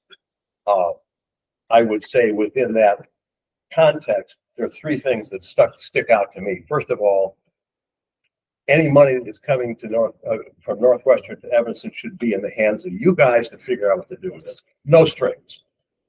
Secondly, 10 years is ridiculous. This should be in perpetuity, or at least as long as this text amendment applies. And third, any monies that are coming in that respect ought to be indexed to inflation. Because when you start, as soon as you talk 10 years out, $10 million over $10 million. So those are the 3 points that I would see that are just kind of off the top of the deck. Finally, this rush business has nothing to do with your responsibilities or our concerns. This linkage that we're talking about is in the head of Northwestern. It's in a creature of their deliberations, their agreements, maybe with Mr. Ryan. I don't really know, but they're the ones saying, well, you can't have one and not the other. You can. Yes. You've already given them the okay to build their stadium. Guys, go build your stadium or not. It's not our concern. Build it or not, but we don't have to come up with some rushed negotiation. And I will say, I haven't obviously looked at the new MOU, but my hunch is, based on what Northwestern's been doing so far, that's going to be lipstick on a pig. Okay. So anyway, that's what.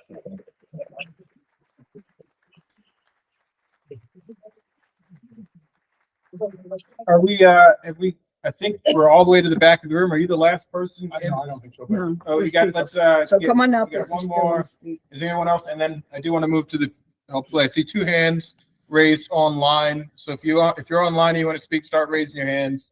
And then after we get through the last 2 people here in the room, the few people who are online, then there are a few key questions that I think should be answered just in a closing statement. I think if any of us have anything to say to close, we'll do that. Sir.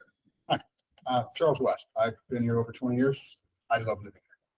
And one thing I think that's kind of been hinted about, but not really talked about, that Northwestern and the city of Evanston, you guys have an opportunity to talk about the future. Not just 10 years out, 30 years out. How old was the stadium? 97 years old. 97, 100-year plan should be talked about, because Northwestern ain't going nowhere. There's always going to be people. So I just wanted to get that out there. We need to talk about the future and building a place where it's going to be wonderful for our grandchildren.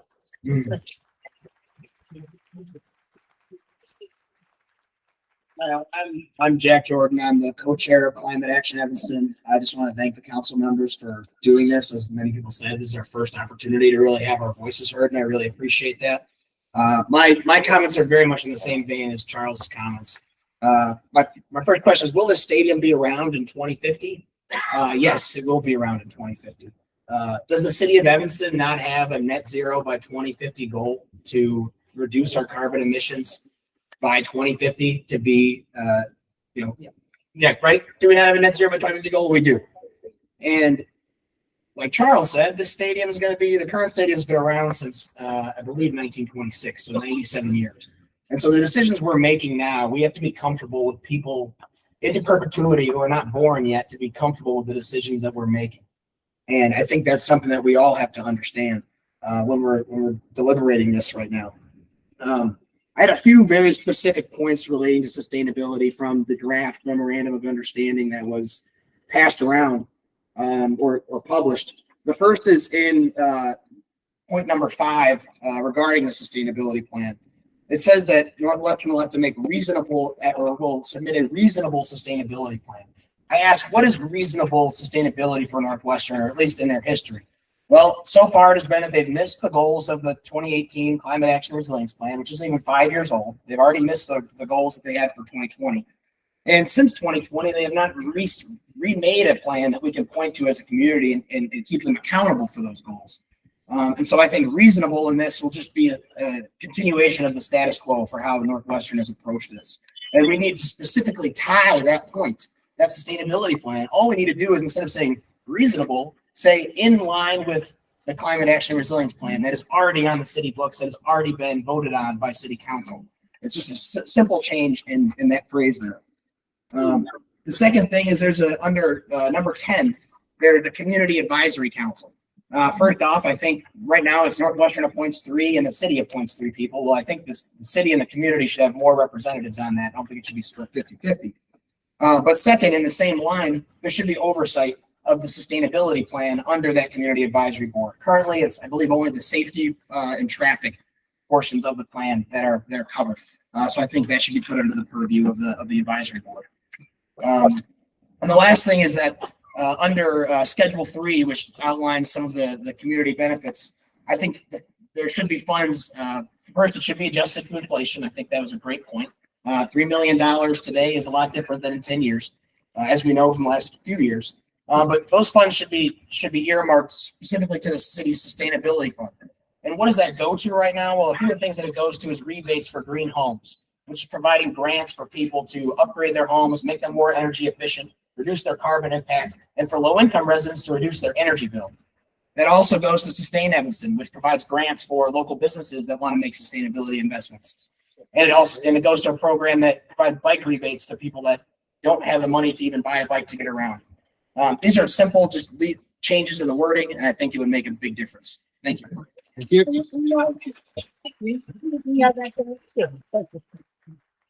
Thank you. That concludes folks in the room. So I move to folks online.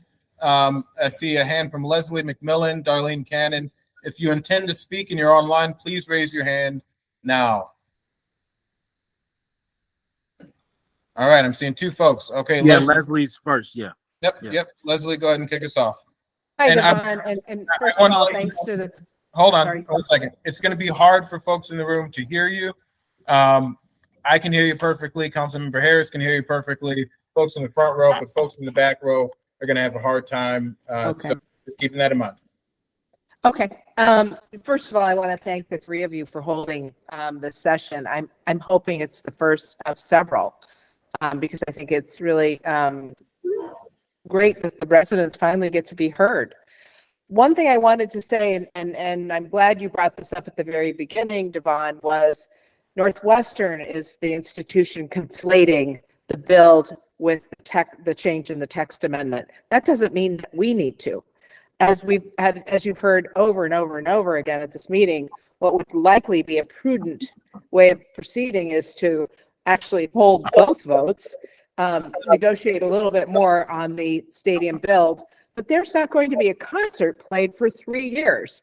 So, we can really hold that second text amendment out there, get a great deal over the next 3 years, see what that facility looks like, see what the sound abatement's like, see what the traffic's like, see if Northwestern has hit all its marks, and then talk about concerts. But there isn't going to be a note played for 3 years. That's a bit silly. My other question is, why is it that the city continues to hire good outside counsel to help us to quote unquote help the city fight the residents on the supermajority, but we don't seem to have any lawyers looking at negotiating on our behalf with Northwestern? Yeah. It seems absurd. So in any event, please have more of these guys. It's been terrific. I don't know who. Thank you, Leslie. Let's go to Darlene. Okay. Thank you. Thank you for having this. I agree with the prior speakers that this needs to be tabled. And I also want to say, again, like other speakers have said, what is NU offering Evanston for our firefighters? The Evanston Firefighters Department responds to hundreds of calls for services annually to Northwestern for a variety of reasons. And the university, it's a private institution, and it relies solely on the city of Evanston and our firefighters for our public services. Our firefighters, our EMEs, they do special rescue protection 24/7, 365. This commitment to the university from the city results in a cost for manpower, staffing, salaries, continued maintenance of the city fire vehicles and fleet. This cost shouldn't be shouldered by the taxpayers of Evanston for Northwestern. Doesn't Northwestern feel that with their $14+ billion endowment that they could stand on their own 2 feet and stop burdening the residents of Evanston? And this is something that needs to be negotiated and needs to be taken care of right away. I know, Devon, you said that you could do it with an ordinance, but however it can be done, it needs to be done. It's long overdue, and shame on you and you. Thank you, Darlene. All right. Well, Can folks still hear me online? I think so. Yeah. I'm hearing myself back up. All right. So I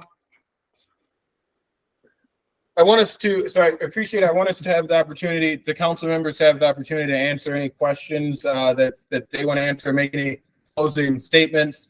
I think I want to start with Councilmember Burns or Harris, whoever wants to go first. Councilmember Burns, if you want to make any closing statements. Let me actually first try to.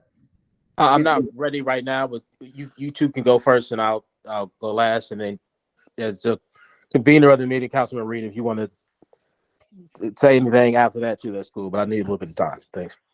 Okay. Councilmember Harris, anything? Is there more people online? I don't see anyone else online who has any further questions. They want to speak. So I guess I'll just I'll kick us off here. There's a question asked. I'm sorry. Who's negotiating for the city of Evanston? And I'll be frank here. I have called for a very different process than the process that we are engaging in. I've called for I spoke directly with the mayor, with some of my colleagues, to have a committee that would have a task force that would have been created, comprised of a number of council members who serve on various sides of this issue, working to negotiate a CBA with Northwestern, and that did not happen. And so because that did not happen, there is more individual negotiating as far as what I've observed. Just to be frank, and I've had conversations with Dave Davis. We've had him at 8th Ward meetings. So if you're in 8th Ward and you've been to the ward meetings, I've been very clear about the things that I'm looking for out of this agreement. One of the things I've said from the beginning is money for our school districts. I've laid out the Massachusetts model, as well as a whole host of items. But as we have come closer to the actual agreement, there are a number of items that, reacting to the CBA that has been put before us, I will say that there are things that I'm willing to commit to. I think that using a portion of those, of the monies that we receive through the Good Neighbor Fund for sustainability, to me, is important. I'm willing to commit to sequester a portion of those funds for sustainability. Affordable housing, Councilmember Burns has made a bold ask for affordable housing, and I commit to supporting that ask for affordable housing and committing funds from the Good Neighbor Fund to that. After hearing the discussion today, I think it was Darlene or Leslie. I think it was Leslie who made a point about, where are the attorneys that are negotiating this agreement? And I certainly our law department has been involved in discussions with Northwestern, but I do think I would be interested in seeing an independent firm take on the negotiation.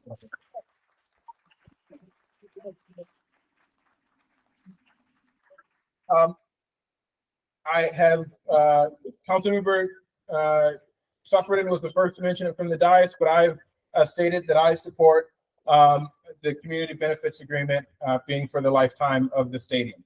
For there were at least 15 years. I will say I doubt this stadium is going to be 100-year stadium. The lifespan of these stadiums nowadays is about 20 years, so it's a much shorter average lifespan. I'm not saying that that's going to be the lifespan here, but I certainly support for the lifetime of. You mean you're going to insist on that before you vote for it? Vote up. I can't say that this is going to be a make or break for me yet, so I don't know.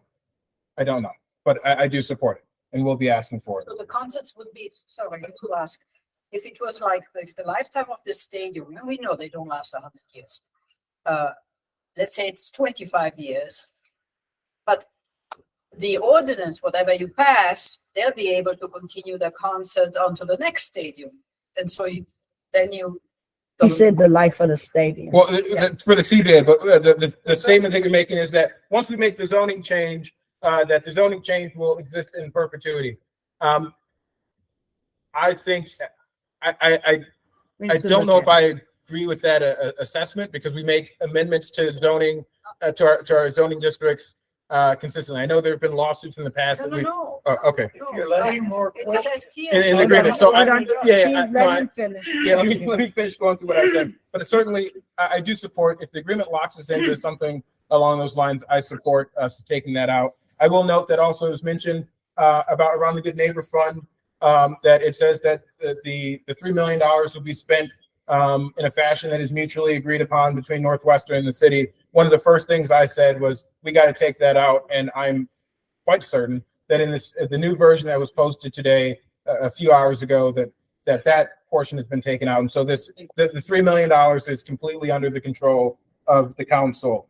I've also asked for the monies to be tied to CPI, to the Consumer Price Index. And so my understanding is that in the new agreement that has been posted, Northwestern has agreed to tie the funding to CPI, which will be substantial for the city. I've also asked for an agreement between the city of Northwestern in the CBA for Northwestern to agree to work with the city to conduct a study for the valuation of all of their holdings within the city of Evanston, all of their land holdings, so we can understand what their property tax liability would be. Can I have one question to that statement? Can you? As all the properties, I'd like to know how many apartments they are renting out within the city of Evanston, and how many offices they're renting out within. And that would be a part of that. The question was about how many apartments and offices, and then so that would certainly be a part of it. I've also asked for, and so there are a number of things that I think we can do by ordinance, and I would like to see them in the agreement, but if they're not, I'm fully prepared to move forward with them by ordinance. A parking surcharge. If we were to add a $10 surcharge to all of the parking spots that are used in conjunction with events over 5,000, easily bring in over $1 million annually for the city of Evanston. Clap or not, that's fine. But that, to me, that's significant funding for the city, and it will also for the folks who are encouraging us to be full-throated in our support for sustainability. This will encourage folks to take the train here, to use alternative modes of transportation. I also support capturing the revenue for our fire service. I've spoken with our fire chief, Polyp, and as I mentioned earlier, other colleagues to start working on a policy that will capture at least $300,000 annually for fire service. Why only 300 if it's costing us 8 or 9? I'm going to continue on. Trying to find them, but they posted. Yeah. So there's also the mayor put forward an increase to the amusement tax. I voted for that on Monday. I am supporting the new increase in amusement tax, again, which will bring in some revenue for the city of Evanston. And then lastly, the increase to the liquor tax, which will bring in some revenue for the city of Evanston, which was also on our last agenda. And last, I will say that go ahead. When you say liquor tax, do you mean across the? Liquor tax only for the YouTube district. For the big, yeah. Yep. All right. There's two people. I see the two folks who have raised their hand now. We'll go to Raphael, and then the other hand went down. Sorry, Raphael. Hello, are you, Raphael, are you there? You have to unmute yourself.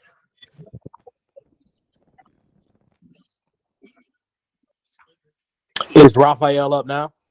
We're trying to bring him up. I'm trying to Okay. Yes, Raphael, sir. if you want to unmute yourself, you can speak now.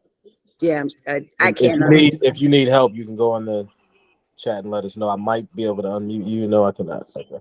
I can't You either. can never unmute anyone. So Lower right corner, all the way back. Yeah, 31. Unmute him. okay, thank you. There he is. Uh-uh. At the very top. Oh, at the top. Okay, thank you.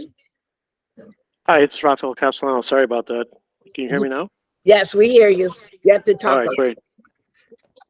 Thank you. I was just mentioning a comment to Councilor Devon Reed. Thank you very much for sponsoring this discussion. It's been very informative, and I think a lot of really good comments. A lot of the takeaways I'm hearing is basically comes down to three. One is we need more time. That seems to become evident through all the discussions that this memorandum of understanding, also the CBA, is certainly not been presented in a timely manner.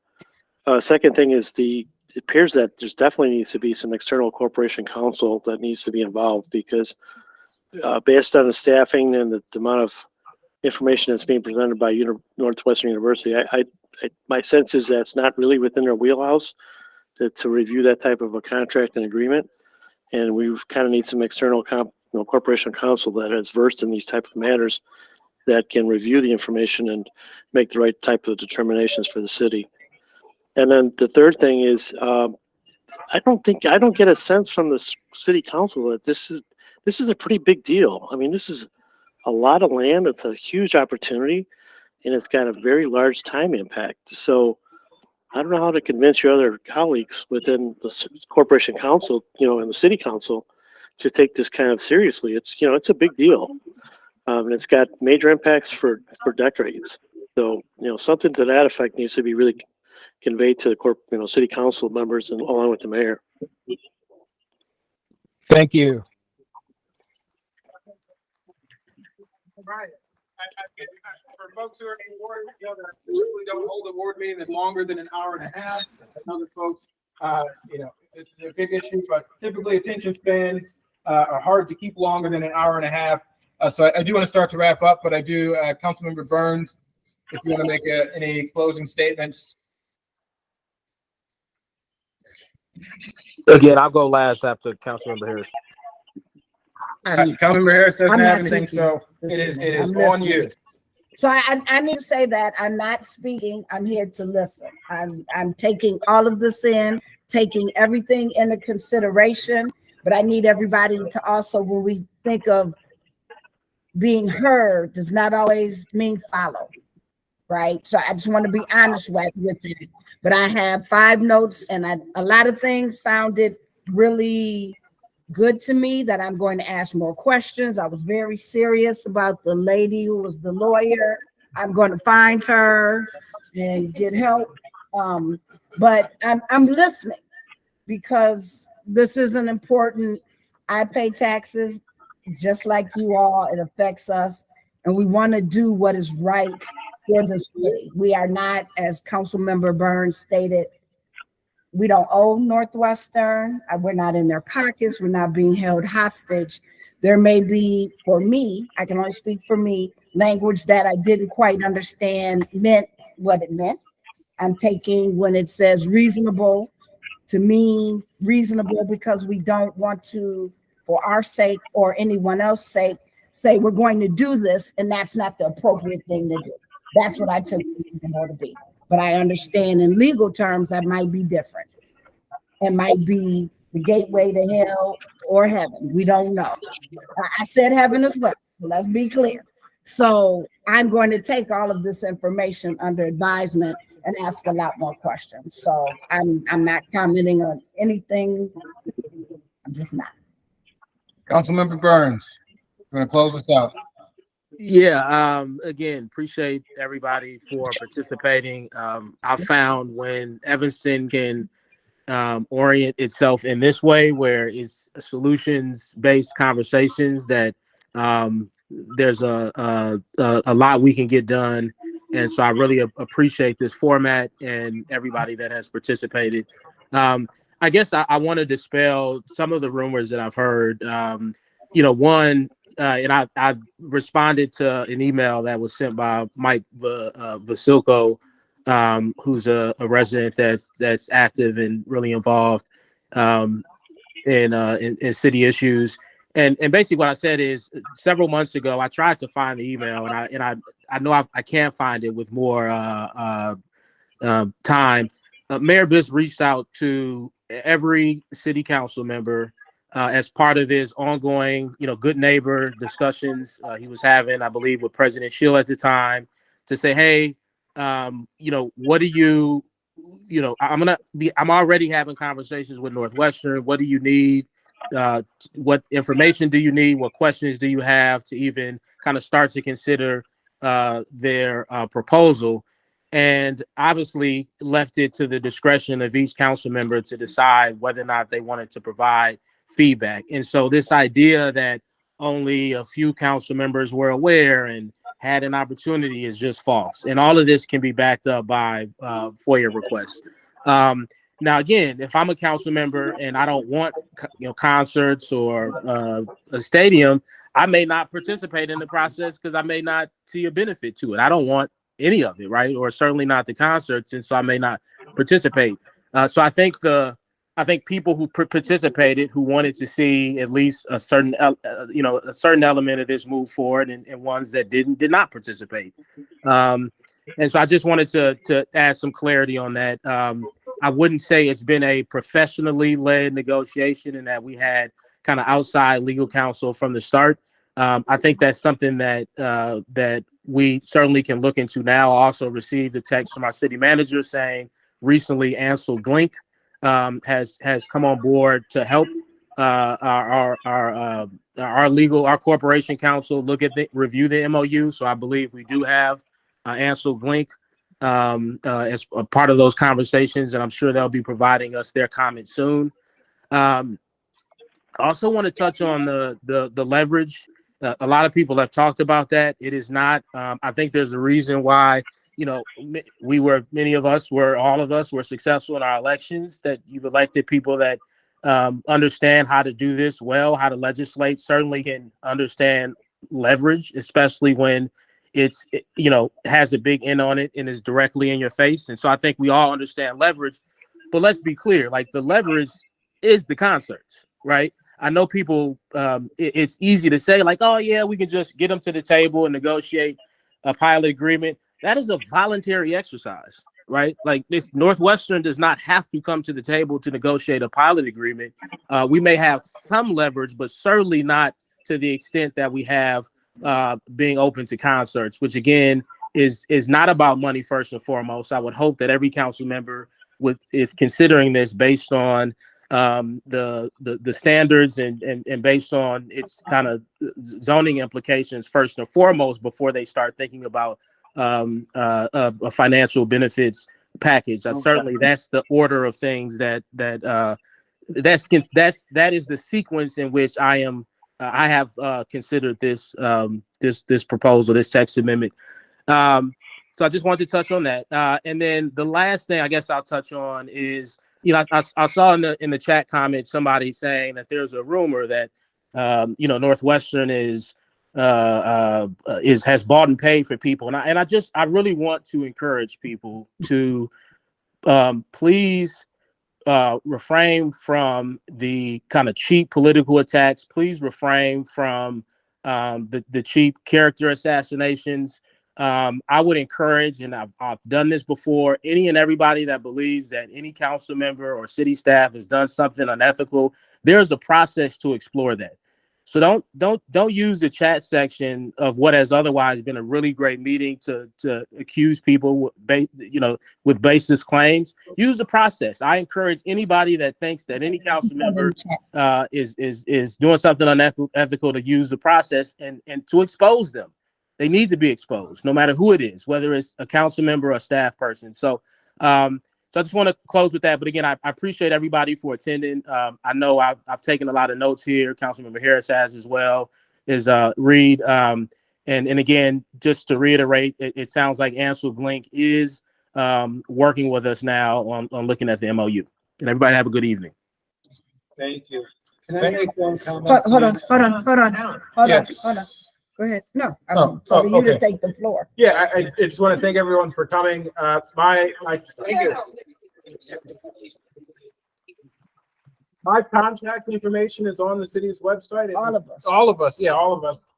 And I didn't want to put everybody else on blast, but Maybe our an cell email phone us numbers are already. there. You can reach out. Or to don't me. call me. You can call me by cell phone, Don't call me. by email, really whatever did you want. want So feel free to reach out. Thank you. Look at it, volunteer. Hold on 1 second. Thank you all. We're gonna shut down the Zoom now. And the meeting is closing at 8:40. Thank you.